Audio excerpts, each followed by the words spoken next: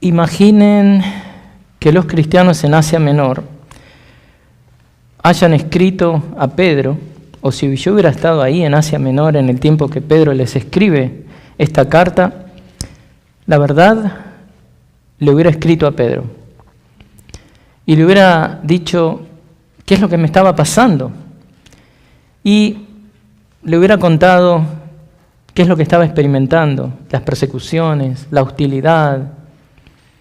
Y en medio de esa carta le reconocería: Señor, Pedro, apóstol Pedro, debo reconocerte que a veces estas persecuciones me están venciendo. A veces me siento abrumado por esta hostilidad. Y estoy seguro que en esta imaginaria carta hubiera recibido una que dijera: Rubén, no es que estas persecuciones te están atribulando, no es que estas persecuciones te están venciendo. El problema es que estás siendo desobediente. ¿Y saben qué, hermanos? Es una realidad. Ustedes, como yo, muchas veces usamos el término de que estamos en victoria o estamos en derrota, pero la realidad en lo que tiene que ver con nuestra santificación personal, incluyendo las persecuciones, los sufrimientos, cuando hablamos de cómo respondemos a ello, no tenemos que usar estar en victoria o en derrota, sino si estamos en obediencia o en desobediencia. Más que seguro Pedro me contestaría: Rubén, estás reaccionando a estas persecuciones de una manera desobediente. Así que, conforme Pedro alienta a los creyentes esparcidos en Asia Menor, estos creyentes que están padeciendo persecuciones y hostilidades, a que se mantengan firmes en su fe, a que se mantengan firmes en su testimonio para Dios. En los versículos 13 y 25 les presenta 4 exhortaciones ahí en el capítulo 1 para mantenerse firmes ante la hostilidad. La primera de las exhortaciones es la que vimos la semana pasada con el versículo 13 y es una exhortación a vivir una vida de esperanza. Ellos deben poner su esperanza en la gracia que se les da dada en la revelación de Jesucristo. Y la segunda de esas exhortaciones viene ahora en esta sección, capítulo 1, versículos 14 al 16. Pedro exhorta a los cristianos a que pongan sus deseos en la santidad para honrar a Dios, edificarse a sí mismos. Cuando ellos pongan sus deseos en la santidad, van a poder enfrentar esas persecuciones de una manera que honra a Dios y les beneficia a ellos. Y también van a poder ser un testimonio poderoso ante este mundo hostil que nos acosa, nos persigue, nos hostiga. Entonces Pedro les escribe esto, ahí leyendo en el capítulo 1, versículo 14. Como hijos obedientes, no se conformen a los deseos que antes tenían en su ignorancia, sino que así como aquel que los llamó es santo, así también sean ustedes santos en toda su manera de vivir. Porque escrito está: sean santos porque yo soy santo. Este es el mensaje que Pedro tiene a mi carta imaginaria, quejándome de las persecuciones. Y vamos a dividir este mensaje de hoy en 2 puntos principales, aunque el punto número 2 tiene 2 subpuntos. Y estos 2 puntos principales nos dan las 2 maneras en las que podemos trabajar en nuestra santificación personal y usar estas persecuciones a favor nuestro. Veremos que la santidad personal se alcanza, número 1, no conformándose a la vieja naturaleza, y número 2, conformándose a la nueva naturaleza. Primera de Pedro 14 al 16 le presenta 3 realidades de la santidad para que usted avance en su santificación personal y se mantenga firme ante la hostilidad del mundo. Así que veamos el primer punto: no conformándose a la vieja naturaleza. De entrada vemos que esto es un llamado a la santificación personal, pero como hemos visto anteriormente, este pedido es para aquellos que han sido iniciados en la gracia de Dios. Esto es para creyentes. Este llamado de santificación no es un llamado legalista de conformidad a principios externos. Haz esto, haz lo otro, haz eso. No. Esto es para aquellos que todavía siguen viviendo en ese cuerpo mortal, pero que ya han sido salvados por Dios. Esto no es algo externo, esto no es legalismo. Esto no es para aquellos que todavía no han experimentado la salvación. Este es un llamado a la santificación presentada a aquellos que son los elegidos de Dios. Pedro dice, lea conmigo ahí en el 14, como hijos obedientes. Aquí hay una suposición de conversión real. Se infiere que aquellos que reciben el llamado a la santidad es porque han nacido de Dios. Su experiencia personal del nuevo nacimiento es lo que los faculta, dándole la habilidad y el impulso interno que necesitan para obedecer las demandas de la santidad. Esto no lo puede hacer un inconverso. Y Pedro acá está usando un hebraísmo, una expresión que era familiar tanto para judíos como para la audiencia gentil que está leyendo la carta. Pedro les está diciendo, ustedes son llamados a la santidad y pueden poner sus deseos en la santidad personal. ¿Por qué? Porque son hijos del Padre. Ustedes pertenecen a la familia de Dios. Ustedes tienen la misma naturaleza que Dios les ha dado.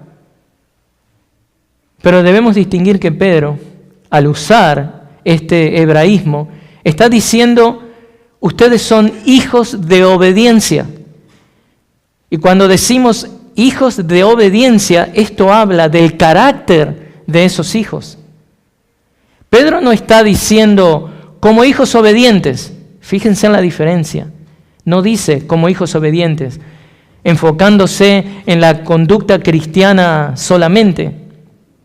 No se trata de ser hijos obedientes solamente. Pedro está diciendo hijos de obediencia y habla del carácter de ellos.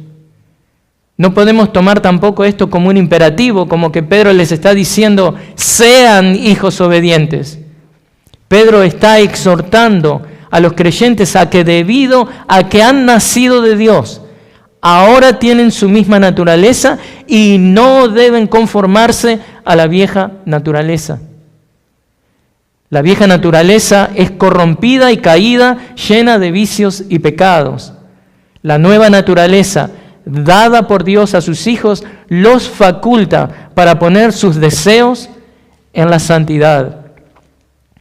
Es debido a esa nueva naturaleza que ahora somos hijos de obediencia.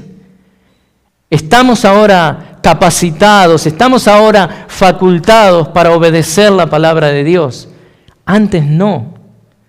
Antes éramos hijos de desobediencia, algo que Pablo, el apóstol Pablo, expresa claramente en la carta a los Efesios. Escuchen Efesios 2:2, cómo el gran apóstol Pablo dice y expresa a esos hijos de desobediencia. Él dice, en los cuales anduvieron en otro tiempo, según la corriente de este mundo, conforme al príncipe de la potestad del aire, el espíritu que ahora opera en los hijos de desobediencia. Satanás tiene ese poder porque él opera en los hijos de desobediencia. Y está hablando de la naturaleza de esos hijos. No han nacido de Dios. Tienen todavía la naturaleza caída. Pedro y Pablo coinciden. Pablo lo expresa también así en Efesios 5:6. Y él dice, miren, que nadie los engañe con palabras vanas, pues por causa de estas cosas la ira de Dios viene sobre los hijos de desobediencia. La ira de Dios final no vendrá sobre los hijos de obediencia. La ira final de Dios vendrá sobre los hijos de desobediencia. Habla del carácter, de quiénes son. Pero ahora, hermano, hermana, usted que está aquí, si ha sido salvo por Cristo, usted es un hijo de obediencia. Esta capacidad de obedecer ahora está en usted, está en nosotros desde el momento mismo de nuestro nacimiento espiritual. Antes eso no era posible. La obediencia no era posible. Y no importa si fue 20 años a la iglesia, si usted no fue regenerado por el Espíritu Santo, no era salvo, 20 años en la iglesia, y no podía obedecer a Dios verdaderamente. Es el Espíritu Santo quien nos concede vida espiritual cuando estábamos muertos espiritualmente. En la regeneración, nosotros no contribuimos con nada. Es una obra completa y soberana de Dios. Y es desde esa misma regeneración, efectuada en nosotros por Cristo a través del Espíritu Santo, cuando nacemos espiritualmente como hijos de Dios, que esta capacidad de obedecer es conferida a nosotros. Por eso, hermanos, un cristiano verdadero es un cristiano obediente. Un hijo de Dios se conoce por su obediencia, aún en los momentos de persecución y hostilidad que estaban viviendo estos hermanos en el primer siglo. Estos hermanos muchas veces hubieran deseado volver a las formas de la vieja naturaleza para poder defenderse a sí mismos. Oh, vas a ver. Pero ahora eran creyentes verdaderos, tenían una nueva naturaleza. Y ante la hostilidad y la persecución, el Hijo de Dios obediente, el cristiano obediente, se somete a la voluntad de Dios. ¿Por qué? Pablo lo expresó ya, pero Pedro lo expresa ahora de esta manera. Dice que el cristiano se somete a la voluntad de Dios cuando sufre, porque esto haya gracia. Si por causa de la conciencia ante Dios alguien sobrelleva penalidades sufriendo injustamente. Es el 2.19 de Primera de Pedro. Y en el 2.21, 2 versículos más adelante, dice: porque para este propósito han sido llamados, pues también Cristo sufrió por ustedes, dejándoles ejemplo para que sigan sus pasos. Y si usted creyó o le vendieron un evangelio que Cristo lo iba a hacer millonario, lo iba a prosperar, que nada le iba a faltar, que todo le iba a salir bien, que cuando va a Walmart en la Navidad y todos los estacionamientos están ocupados, justo alguien sale cuando usted viene y usted, ¡ay, gloria a Dios! Soy un creyente verdadero. No. Usted ha sido también llamado para que Dios pruebe en usted lo que es la fe verdadera. Y la fe verdadera es probada delante del mundo a través de nuestros sufrimientos. Somos partícipes también de los sufrimientos de Cristo. ¡Qué honor! Hermanos, por eso, si usted ve que no está respondiendo en santidad, con pureza, a la hostilidad y la persecución, debe poner sus deseos en la santidad, no conformándose a la vieja naturaleza. Y amigo, si usted está aquí presente sin Cristo, si usted dice ser cristiano, pero cuando lo atacan es perseguido, y usted también, cuando enfrenta hostilidad, se le activan todas las neuronas de la vida pasada, porque nunca hubo una conversión verdadera, analice sinceramente su corazón delante de Dios. No vaya a ser cosa que solo está convertido, según usted, o convencido mentalmente acerca de la verdad de Cristo.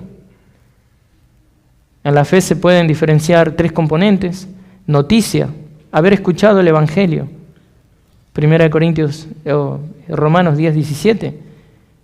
Alguien predica, usted escucha el Evangelio. El segundo componente que se puede identificar es ascensos, o asentir a la verdad. Pero tenga cuidado, porque el diablo también cree y tiembla. Y puede estar usted ahí, muy convencido. Esa fue mi vida durante 2 décadas. Pero el Hijo verdadero de Dios es el que también puede hablar de ese tercer componente, cuando se llama fiducia en el término teológico, cuando usted se tira completamente a los brazos de Dios, su voluntad, sus emociones. Usted no pide nada, usted llega en bancarrota espiritual y se tira a Dios, usted muere a usted mismo. Entonces, puede pasar que usted esté convencido, Cristo es verdad, por supuesto que es verdad, ¿Cristo es el único Salvador? Por supuesto que es el único Salvador, pero eso no quiere decir que usted ha sido salvo. Por eso el Señor dice que por sus frutos serán conocidos. ¿Qué tiene que hacer? Arrepentirse de sus pecados y entregarse a Cristo. Pero todavía, tal vez usted no se ha arrojado salvíficamente a los brazos de Cristo. Recuerde que en la salvación, como les digo, llegamos en bancarrota espiritual. Nos negamos a nosotros mismos, tomamos nuestra cruz y le seguimos a Cristo, crucificando nuestros deseos cada día, poniendo nuestros deseos, ¿dónde? En la santidad. Hablemos entonces de esta palabra, deseos.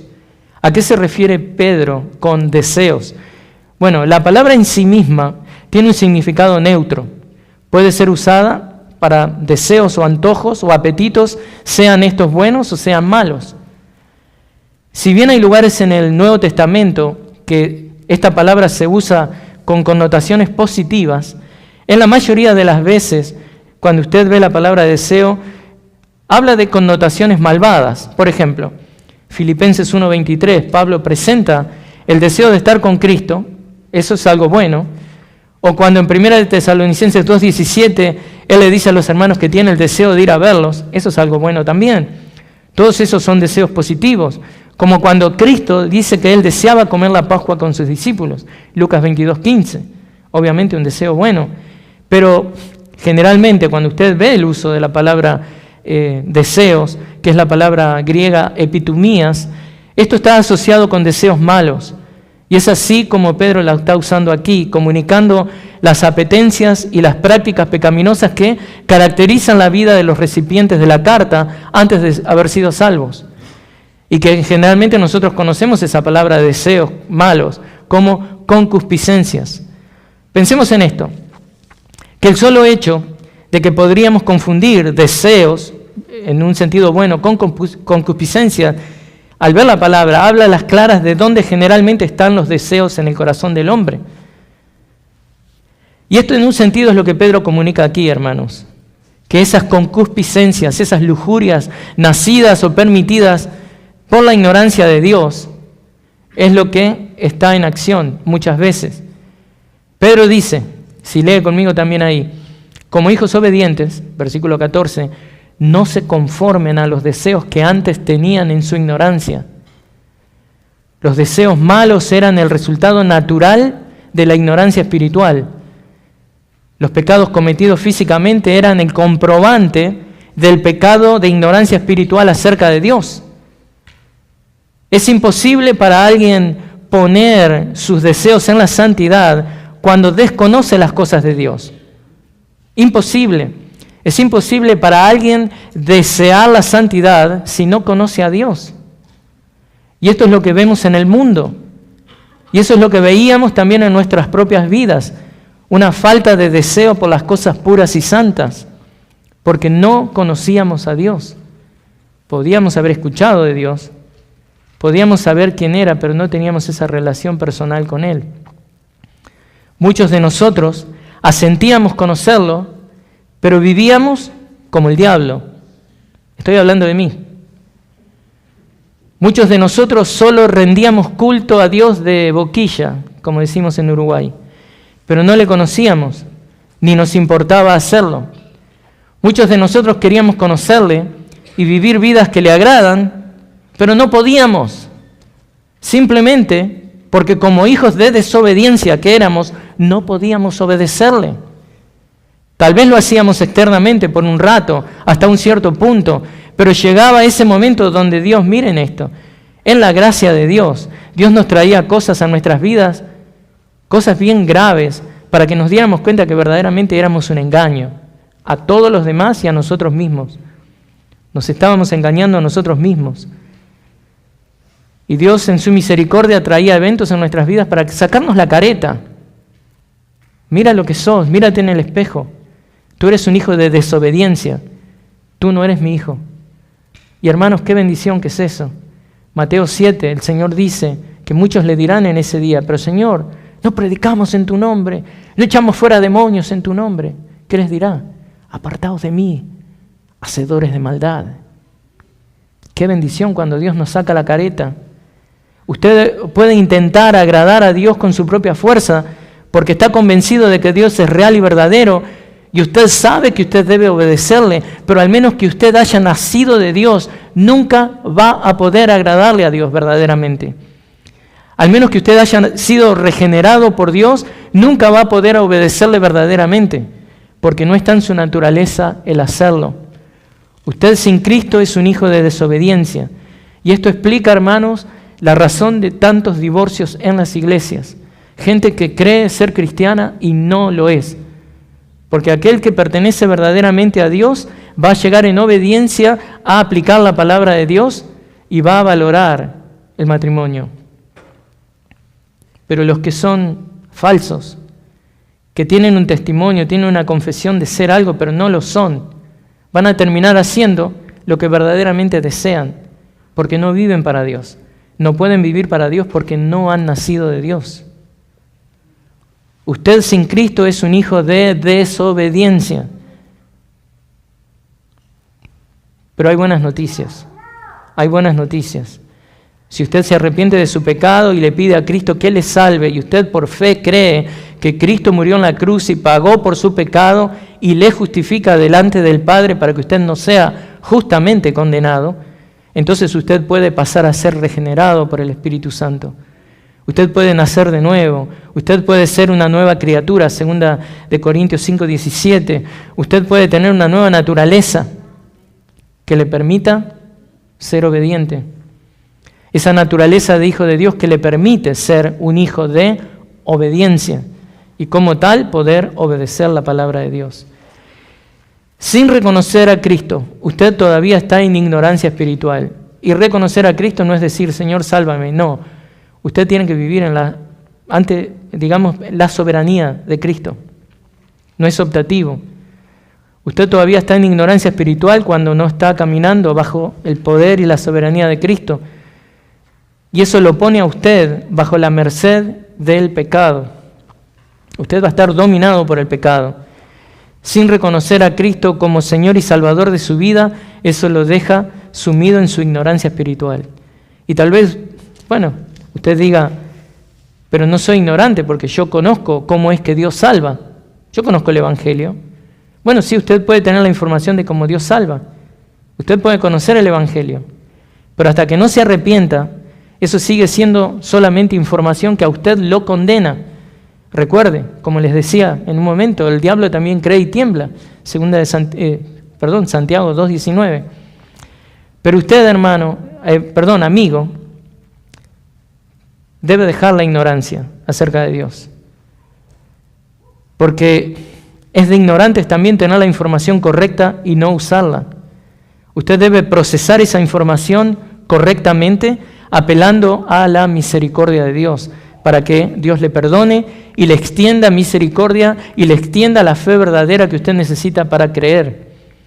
Cuando eso pasa, usted pasó de tener información solamente a poseer sabiduría. ¿Y qué es lo que dice la Biblia acerca de la sabiduría? Proverbios 1:7. El temor del Señor es el principio de la sabiduría. Pero los necios, ¿qué dice? Desprecian la sabiduría y la instrucción. Por eso, tanto amigos como hermanos en Cristo, hay una conexión real y muy fuerte entre la ignorancia y los deseos malvados. Es lo que Pedro nos está diciendo aquí. Porque debemos abstenernos de esas cosas malas que nos caracterizaban en el pasado, debemos hacer morir esos pecados en la carne, esos pecados que antes nos dominaban, mire todo lo que dice Pedro acerca de eso, debemos desechar toda malicia, todo engaño, toda hipocresía, toda envidia, toda difamación. 1 Pedro 2:1. Debemos abstenernos de las pasiones carnales que combaten contra el alma. 2:9. Esto no es broma. Cuando usted permite algo, sus ojitos se fueron a donde no debían estar, eso va a crear una batalla muy grande en su alma. Cuando su lengua se va para donde hablar las cosas que no debería, y el chisme, ¿no? Eso también deshonra a Dios y eso también crea una batalla en su alma. Es parte de las pasiones carnales que combaten el alma, dice Pedro en 1 Pedro 2:9. Debemos ya no vivir para las pasiones humanas, sino la voluntad de Dios, dice Pedro en el 4:2. Debemos abstenernos, no conformarnos a los deseos que teníamos antes. ¿Cuáles deseos? En el 4:3 nos dice eso. Sensualidad, lujurias, borracheras, orgías, embriagueces, abominables idolatrías. Ya no debemos vivir para las pasiones humanas, sino para la voluntad de Dios. Y si queremos poner nuestros deseos en la santidad, debemos más que nunca saber acerca de la voluntad de Dios. Por ende, para saber más acerca de la voluntad de Dios, tenemos que conocer a Dios. Recuerden, este mensaje se llama poniendo nuestros deseos en la santidad. Hermanos, para poner nuestros deseos en la santidad, es verdad que no debemos comenzar por no conformarnos a la vieja naturaleza. Eso es lo que Pedro nos está diciendo. Es verdad. Pero eso solamente sería insuficiente. Vamos a hacer de cuenta que usted dice, bueno, no me conformo con vivir con la vieja naturaleza. Está el concepto de despojarnos y ponernos lo nuevo. Nos despojamos de las cosas malas y nos revestimos de lo bueno. Si usted se despoja solamente de lo malo, el vacío quedó ahí. Algo nuevo va a venir, que luego se tiene que despojar nuevamente. No, despójese de lo malo, revístase de lo bueno. Entonces, sería insuficiente si solamente dejamos, la vieja naturaleza y no nos conformamos a ella. Necesitamos conformarnos a la nueva naturaleza. No solamente debemos dejar el pecado, no solamente debemos abandonar el pecado, sino que también debemos odiar el pecado. ¿Odia usted el pecado? ¿El mismo pecado que llevó a Cristo a la cruz? ¿Lo odia? ¿O con la memoria lo recrea y lo vuelve a disfrutar? No solamente debemos dejar el pecado, debemos odiarlo. Y la única manera de llegar a odiar el pecado que nos separa de Dios es conociendo más de Dios y de la nueva naturaleza que Él nos ha dado, que ahora nos permite ser hijos de obediencia. Por eso Pedro nos exhorta a poner nuestros ojos en la santidad, no conformándonos a nuestra vieja naturaleza, sino conformándonos a nuestra nueva naturaleza. Y eso lo vemos en el punto número 2. Punto número 2, conformándose a la nueva naturaleza. Poniendo nuestros deseos en la santidad requiere de las dos cosas. Entonces, Primera de Pedro, ¿qué nos está mostrando? Primera de Pedro 1, 14 al 16, nos está presentando 3 realidades de la santidad para que usted avance en su santificación personal y se mantenga firme ante la hostilidad del mundo. La manera en la que usted podrá poner sus deseos en la santidad es conformándose a su nueva naturaleza. Hasta ahora vimos, desde el versículo 14, la primera realidad de la santificación, y esto es no conformarse a los deseos que teníamos antes en nuestra ignorancia. O sea, no conformarnos a la vieja naturaleza. Pero ahora vamos a lo que es el versículo 15, si lee ahí, y va a ver que debemos conformarnos a esta nueva naturaleza en nuestra manera de vivir. Pedro escribe esto: sino que así como aquel que los llamó es santo, así también sean ustedes santos en toda su manera de vivir. Pedro nos da aquí la razón por qué es que debemos ser santos. Es debido a que aquel que nos llamó es santo. Es debido a que aquel, Dios, que nos salvó es santo. Es debido a que aquel de quien ahora obtuvimos una nueva naturaleza, es debido a que ahora nuestro Padre Celestial es nuestro Padre Celestial. Y es aquí que tenemos que prestar atención, hermanos. ¿Por qué? Porque debemos conocer más acerca de Dios. Debemos entender la razón de por qué debemos ser santos. Debemos conocerle a Él. Y ahí entenderemos de que como Él es santo, nosotros debemos ser santos. Esta realización, darnos cuenta de la santidad de Dios, va a cambiar nuestras vidas radicalmente. Esto es una realidad. Pero esto tiene que ver con esto, mire. Debemos tener el hábito de ser o estar en una misma mente con Dios, estar de acuerdo con los juicios de Dios. Dios condena el pecado, nosotros tenemos que estar de acuerdo con Dios, y si Dios condena el pecado y Dios odia el pecado, nosotros también debemos odiar el pecado. Un santo huirá siempre y evitará cualquier pecado que él conoce de sí mismo y guardará cada mandamiento que sea establecido por Dios para evitar ese pecado y reemplazar ese pecado. Un santo se va a esforzar cada día por ser como Cristo. El santo, el hombre de Dios, la mujer de Dios, va a ser manso, sufrido, gentil, paciente, templado, va a gobernar su lengua, será templado y se negará a sí mismo. Es la única manera. Buscará la pureza. El hombre, la mujer de Dios buscará la pureza, evitará el pecado, temerá a Dios, será humilde. Es la única manera. Pedro lo puede testificar él mismo. Él experimentó esto de darse cuenta de la santidad de Dios y de su propia inmundicia en su ser. El mismo apóstol experimentó esto. En Lucas 5 hay una historia narrada donde este pescador experto, luego de fallidos intentos de pescar algo, sigue las directivas de Cristo y termina pescando una cantidad tan impresionante de peces que las dos barcas tienen que traer la otra barca para llenar de peces las redes que estaban por explotar. En ese momento Pedro se da cuenta y dice, Señor, tú eres santo. Pedro se da cuenta de quién es que está delante de él. Es Dios mismo. ¿Y cuál fue la reacción de Pedro? ¿Se acuerdan? Lucas 5:8. Al ver esto, Simón Pedro cayó a los pies de Jesús, diciendo, apártate de mí, Señor, pues soy hombre pecador. Y eso es lo que nos pasa cada vez que empezamos a aprender más de Dios. Vemos cada vez más y más nuestro pecado. Cuanto más cerca caminamos en intimidad con Dios, más cerca de su luz brillante, cuando más familiarizados estamos con la palabra de Dios, que es la luz para nuestro camino, más expuesto quedará nuestro pecado en nuestro corazón. Más le veremos como es, santo. Pero eso nos ayuda, hermanos, a poner nuestros deseos en la santidad para conformarnos a esta nueva naturaleza que Dios nos ha dado.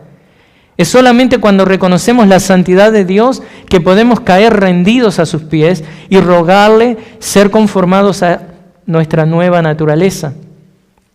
Y esto comienza por aceptar nuestra condición pecaminosa delante de su inmaculada santidad.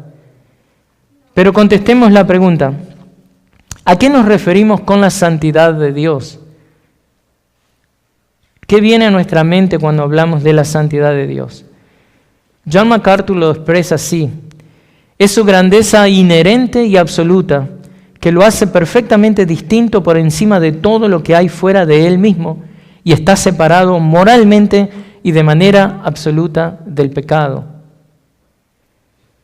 Es este Dios trascendentalmente santo, distinto de sus criaturas. Es este Dios que está ahí separado completamente del pecado. Es eso lo que tiene que venir a nuestra mente cuando hablamos de la santidad de Dios. La trascendencia absoluta de Dios. La palabra que se usa en el hebreo quiere decir cortar, está cortado, está separado, es de una naturaleza completamente distinta a todo lo demás. Dios es santo, Dios es único, Dios es perfecto, Dios es puro. Stephen Charnock lo describe de esta manera: la santidad es una perfección gloriosa que pertenece a la naturaleza de Dios. El Salmo 89:35 nos ayuda a tener una mejor idea de la santidad de Dios. Porque Dios ha jurado por su santidad. Fíjense qué importante que es para Dios mismo su santidad. Dice el Salmo: una vez he jurado por mi santidad, no mentiré a David. La santidad es la gloria y la belleza de Dios, pero también, hermanos, la santidad es el honor de nuestro como criatura. La santidad es el honor de la criatura. Pablo lo expresa así, miren, uniendo estos dos conceptos de santidad y honor. Lo expresa así en el marco de cómo debe vivir el creyente. Fíjense cómo la santidad es su honor. Él dice, por lo demás, hermanos, les rogamos y exhortamos, lo mismo que está haciendo Pedro acá, exhortamos en el Señor Jesús que tal como han recibido de nosotros instrucciones acerca de la manera en que deben andar y agradar a Dios, como de hecho ya andan, así abunden en ello más y más. Versículo 2 de esa sección dice, pues ustedes saben qué precepto les dimos por autoridad del Señor. ¿Por qué está la voluntad de Dios? Su santificación. Estoy en Tesalonicenses. Es decir, que se abstengan de inmoralidad sexual. Versículo 4, que cada uno de ustedes sepa cómo poseer su propio vaso. Miren cómo le dice, en santificación y honor. Versículo 5, no en pasión degradante, como los gentiles que no conocen a Dios. Nuevamente, hablando los mismos conceptos de lo que está hablando Pedro. Los gentiles no conocen a Dios, son ignorantes a Dios, por eso viven como viven. El cristiano conoce a Dios. No solamente le conoce íntimamente, tiene ahora la naturaleza dada por Dios que le permite ser obediente. Y esto es santificación y esto es honor para el creyente. La voluntad de Dios para nosotros es nuestra santificación, porque Él es nuestro Padre. Y como Padre nuestro que es, Él es santo. Dios desea imprimir su figura en el canvas de nuestra vida, en la tela de nuestra vida, en el lienzo de nuestra vida. Y su santidad es la belleza, esa belleza de Dios exhibida en ese cuadro que vamos a hacer nosotros. Para la iglesia, para testimonio de la iglesia, pero para testimonio del mundo que odia a Dios. Podemos también pensar, hermanos, en la santidad de Dios de la siguiente manera. A veces leemos, ¿no?, que si las manos y los brazos de Dios son su poder, si sus ojos son su omnisciencia, si sus entrañas son su misericordia, si la eternidad es su duración, entonces, como dice Stephen Charnock de nuevo, su santidad, la santidad de Dios es la belleza de Dios. ¿Quiere ser bello? Refleje la santidad de Dios. Ponga sus deseos en la santidad. La santidad es la rectitud o integridad de la naturaleza divina o aquella conformidad de ella, de la naturaleza divina, en afecto y acción con la voluntad divina en cuanto a lo que es su ley eterna, por la cual obra con una adecuación a su propia excelencia. Esto dicho por Stephen Charnock también. Por lo cual tiene un deleite y complacencia en todo lo que es conforme a su voluntad y un aborrecimiento de todo lo que es contrario a ella. Lo que tenemos que entender, mis amados hermanos, es que la santidad de Dios es una perfección esencial y, digamos, debemos aborrecer todo lo que es contrario a eso. Pero no solamente esta santidad de Dios es una perfección esencial, es necesaria para que Dios sea Dios. La santidad de Dios está basada en que Dios solamente es absolutamente santo. Dios es santo y Él no puede aprobar ningún mal, sino que Él odia el mal. Y aun cuando hablamos de que Dios usa el pecado de la criatura para alcanzar sus propósitos, el placer de Dios no está en el acto pecaminoso de la criatura, sino que en el acto de su bondad y destreza, Dios lo que hace es cambia ese mal humano, este pecado, con intenciones malvadas, lo cambia para algo usado para el bien de los planes perfectos de Dios. Pero la santidad de Dios no permite que Dios desee o apoye alguna forma de pecado. Dios no va a permitir su pecado. Pensemos en esto. Si Dios mandara que la criatura hiciera o cometiera algún hecho que está en enemistad con Dios mismo, ¿qué es lo que Dios estaría haciendo? Si usted recibe de Dios ¿no? Algunos dicen que reciben palabra de Dios y terminan haciendo cosas horrorosas. ¿Qué es lo que están haciendo? Bueno, lo que están diciendo es que Dios mismo les manda a hacer algo que estaría, digamos, yendo en contra de Dios mismo. Y si Dios hace eso, dado que el pecado es odio contra Dios, entonces Dios estaría alentando a alguien o mandando a alguien a pecar. Entonces Dios lo que estaría haciendo es odiándose a sí mismo. Es una locura teológica. No erremos, hermanos. Que Dios decrete algo no quiere decir que Él desea o disfruta del pecado, ni tampoco que Él es la fuente de ese pecado. Dios no aprueba el pecado, pero Dios aprueba el que exista el pecado momentáneamente. Pero Dios va a traer fin al pecado y va a castigar al pecador. Hay una tensión que siempre van a ver en la Escritura entre lo que es el decreto divino y la responsabilidad humana. Dios decreta todo. Si Dios no decretara todo, automáticamente dejaría de ser Dios. Pero el hombre es el que tiene la responsabilidad por su pecado, porque él peca voluntariamente. Hay una tensión ahí, y la Biblia enseña las dos cosas. Pero cuando hablamos de la santidad de Dios, debemos saber que básicamente Dios lo hace, permite el pecado momentáneamente, porque eso exhibe lo que es también la misión que tuvo Cristo. Eso exhibe la pasión de Cristo para traer esa solución definitiva a ese pecado del hombre. Ahora, nuevamente, este acto de permiso de Dios no mancha la santidad de Dios. Y que Dios lo permitió es algo que la Escritura enseña, como les digo. Miren esto, Hechos 14:16 nos dice esto. En las generaciones pasadas, Él, Dios, permitió que todas las naciones siguieran sus propios caminos. Dios lo permite, pero Dios no aprueba el pecado. En otras palabras, su permiso del pecado es en orden a su propia gloria y un bien mayor que Él está gestando. Pero cuando hablamos de la santidad de Dios, Dios es santidad y la santidad es pureza, y esa pureza es claramente exhibida en la ley moral que Dios nos ha dado. La santidad de Dios está exhibida en las leyes ceremoniales, prescritas y reflejadas en el Antiguo Testamento. La santidad de Dios está manifestada también en el castigo implícito sobre aquellos que infligen la ley. Es esa misma santidad de Dios que hizo que su propio Hijo tuviera que pagar por las culpas y pecados nuestros. Es la santidad de Dios la que es exhibida en nuestra restauración. Dios no nos salva para que sigamos pecando, hermanos. Dios nos salva ¿para qué? Para hacernos santos, como Él es santo.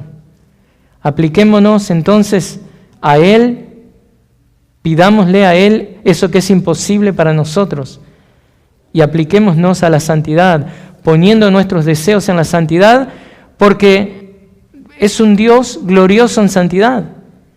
Con esto honramos a Dios y nos beneficiamos a nosotros mismos, si hacemos eso. Pero bueno, ahora Pedro nos dice esto: así también sean ustedes santos en toda su manera de vivir. Esto no significa que no simplemente nos tenemos que conformar con haber cambiado de religión, por ejemplo. Eso es algo muy común, ¿no? Bueno, tal vez algunos pueden decir o verlo de esta manera: bueno, antes iba a misa, ahora no. Antes le rezaba a los santos, ya no. Y eso está muy bien. Pero Pedro no se refería únicamente a un cambio de religión. Pedro no le está diciendo a estos creyentes en Asia Menor: bueno, dejen de sacrificarle a Artemis. No. Él les está diciendo que vivan en cada área de sus vidas el tipo de vida que refleja la transformación maravillosa que se ha producido en sus vidas.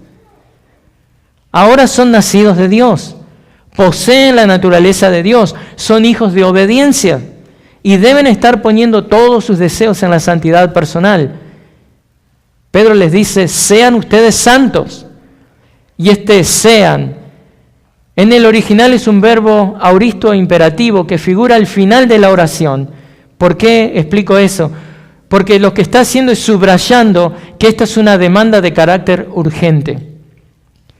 Y hay tres maneras de interpretar ese sean ustedes santos. Algunas Biblias tienen una traducción como que permitan que el Espíritu Santo los lleve a este tipo de conducta externa, que glorifique a Dios como Padre de hijos santos y piadosos. Cuando leen su traducción les va a dar ese sentido. Y hay gente que cree eso. Bueno, otra manera de entender el sean es, sean ustedes como, algo así como esto, muéstrense ustedes santos. Esto en un sentido subraya la conducta externa de los hijos de Dios que van a reflejar su santa naturaleza. Y hay otra manera de entenderlo, sé decidido, decídete de una vez por todas a ser santo. Y le digo la verdad, sea como sea, se puede entender de las tres maneras, porque el contexto deja en claro que lo que Pedro está demandando acá es que la conducta cristiana sea consistente con el carácter cristiano, que cómo vivimos es un reflejo de lo que creemos. La santidad es la que marca la pauta para las siguientes exhortaciones que luego Pedro va a hacer para mantener esta conducta irreprochable, como dice en el 2.12, o para que tengan esta actitud casta y respetuosa, como lo dice en el 3.2. Pedro les dice que deben ser y vivir de esta manera, conformándose a la nueva naturaleza en toda su manera de vivir. Todas las áreas de nuestras vidas están incluidas. Todas las horas de nuestros días están incluidos. Todas nuestras relaciones están incluidas. El cristiano no tiene su espacio personal donde puede dejar su dependencia de Dios por un momento. El cristiano no se toma vacaciones de Dios. Para poner nuestros deseos en la santidad debemos conformarnos a nuestra nueva naturaleza en toda nuestra manera de vivir. Juan Calvino lo dice de una manera excelente. No debe haber ninguna parte de nuestra vida que no esté impregnada de este buen olor de santidad. ¿Cómo huele usted hoy? ¿Qué fragancia se impregna en los hermanos que están alrededor suyo cuando tratan con usted? ¿Qué huelen? ¿Huelen la vieja naturaleza o huelen el aroma agradable que proviene de la santidad de Dios y su santificación personal? ¿Está poniendo sus deseos en la santidad o simplemente está poniendo un montaje de santidad, pero detrás del escenario hay putrefacción e impurezas? ¿Es eso lo que está pasando? Confórmese. Tome la forma de su nueva naturaleza. Confórmese en el sentido de hacerse parecido en toda su manera de vivir a Cristo. No deje espacios sin barrer y no barra el sucio poniéndolo debajo de la alfombra. No. Si quiere poner sus deseos en la santidad, debe conformarse a la nueva naturaleza basado en la revelación de la palabra de Dios. Y esto es lo que hace Pedro. No basa su exhortación solamente en su palabra apostólica autoritativa, que lo podría hacer, sino que también les muestra a estos creyentes que su exhortación va de la mano de la previa revelación de los profetas que vimos en otro mensaje. El apóstol está basando su exhortación en la palabra de Dios revelada hasta ese momento, y lo hace desde un pasaje muy especial que es Levítico 19:2, donde leemos: habla a toda la congregación de los israelitas y diles, santos serán porque yo, el Señor su Dios, soy santo. Esta es la primera cita que Pedro está haciendo del Antiguo Testamento en esta corta epístola de Primera de Pedro. Y el llamamiento a la santidad se sustenta ahora en una referencia bíblica, que bien podría salir de otros pasajes de Levítico, porque en otros pasajes también se menciona esto, bien podría salir del pasaje del Antiguo Testamento, de otros, porque este era un concepto muy familiar y conocido por su audiencia. La santidad de Dios era la base del entendimiento que tenían los judíos acerca del pacto que tenían con Dios. Dios es santo, de ahí comienza todo. Este es un mandamiento explícito, es una expresión de la voluntad de Dios y el deseo de Dios que está dirigido a la voluntad y el deseo de su pueblo. Lo que Dios desea, quiere que usted lo desee. La voluntad de Dios quiere que sea su voluntad. Dios se dirige a los hijos de obediencia. Y evidentemente Pedro les habla a estos creyentes esparcidos en Asia Menor en términos sacerdotales, porque luego les va a escribir de eso en la carta. Aquí se nos da explícitamente cuál es la razón por la que debemos ser santos. Le pregunto, ¿desearía usted saber por qué debe usted poner sus deseos en la santidad? La respuesta es muy simple, porque Dios es santo. Dios dice, yo soy santo, y el yo es enfático y subraya la naturaleza del propio carácter de Dios. Y la cita del Antiguo Testamento de Pedro encarna así un llamamiento a la santidad e insiste en que como creyentes nos conformemos con lo que es el carácter de Dios, nos ofrezcamos como sacrificio vivo, como dice Pablo en Romanos, para presentarnos día a día y ser conformados a la imagen de Dios, a la imagen de Cristo. Puesto que el cristiano pertenece a Dios, el cristiano vive en comunión con Él. Entonces, si vivimos en comunión con Dios y deseamos vivir en comunión con Él, debemos ser como Él. Y esta conformidad moral no tiene sustituto, no se puede reemplazar eso. No se puede vivir una vida de desobediencia y luego ir al rincón y decir, Señor, perdóname, fui débil. No se engaña a usted mismo. Debe verdaderamente poner sus deseos en la santidad. Por eso la pregunta que se debe hacer en esta tarde es la siguiente. ¿Le pertenece usted a Dios? O preguntado de otra manera, basado en su santidad y estilo de vida piadoso, ¿puede decir usted que le pertenece a Dios? Como notará, la santidad es un tema fundamental en la vida del cristiano, porque es la autenticación misma de que usted pertenece o no pertenece a la familia de Dios.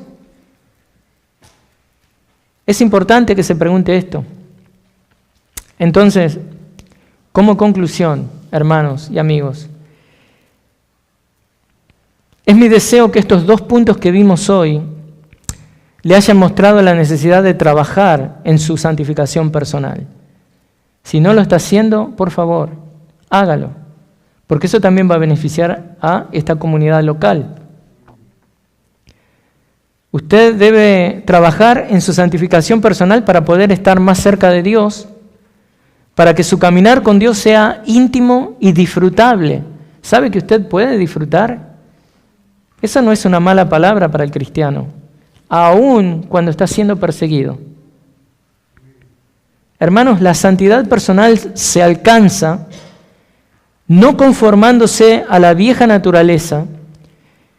La santidad personal se alcanza conformándose a la nueva naturaleza.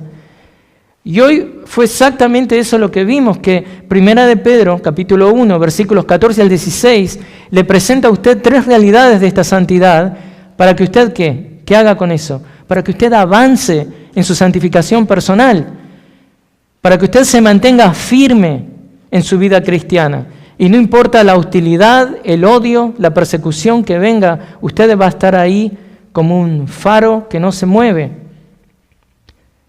Y usted tal vez está allí diciéndose a sí mismo, bueno, yo la verdad no tengo deseos de santificación. Bueno, eso demuestra que no hay arrepentimiento. Y si no hay arrepentimiento, no hay salvación.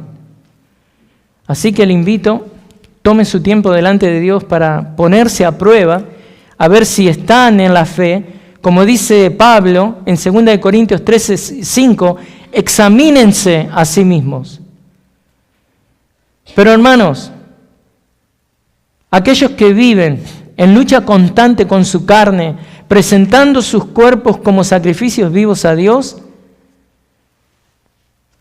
están yendo en la dirección correcta.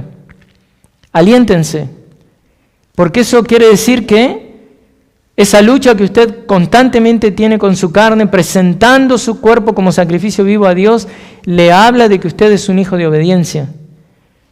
Le habla de que usted tiene la nueva naturaleza dada por Dios que le permite obedecer los deseos de su Padre Celestial. Y no hay cosa más importante en el mundo que esa. No hay cosa más importante en su existencia de que usted pueda obedecer a Dios. Porque Él es la persona más importante para usted, para cada uno de nosotros. Y los cristianos somos apartados para servir y dedicarnos a este Padre que nos ha dado a su Hijo. Estos cristianos obedientes son nacidos de Dios y están separados de los demás para reflejar a su Padre Celestial en el mundo en el que viven. Deben hacer lo que es recto, justo, puro, lo que honra y da gloria a Dios. Y esto podrá hacerlo conforme avanza en su santificación personal. Así que, hermanos, pongamos nuestros deseos en la santidad, muriendo a nuestra vieja naturaleza y conformándonos a la nueva. Porque miren esto, la santidad nos ayuda a vivir confortables. Usted puede vivir confortable en este mundo maldecido, caído, lleno de pecado. Usted aún así todo puede vivir confortable. La santidad nos ayuda a vivir confortables, porque debemos entender esto, no debemos olvidar la conexión que existe entre el pecado y la tristeza. Si usted peca, usted siembra pecado, usted va a cosechar tristeza. Pero también no se olvide de la conexión que existe entre la santidad y la felicidad. Si usted siembra santificación personal, si usted agrada a Dios, usted va a poder experimentar felicidad. No pierda de vista ni olvide la conexión que hay también entre la santificación y la consolación. Siembre santificación, trabaje poniendo sus deseos en la santidad y usted va a poder cosechar consolación de parte de Dios, sin importar las circunstancias externas.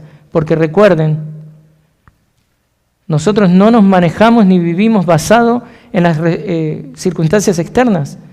Está la responsabilidad en nosotros, internamente, cómo respondemos a ellas.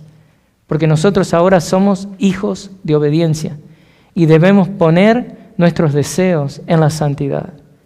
Oremos. Señor, gracias por este tiempo, por tu palabra. Y todo esto que hablamos, Señor, es algo que es imposible para nosotros hacerlo con nuestras propias fuerzas. Te necesitamos, Padre. Tú que nos has llamado, nos has salvado, nos has dado la fe para creer, nos has dado en el Espíritu Santo esta nueva naturaleza.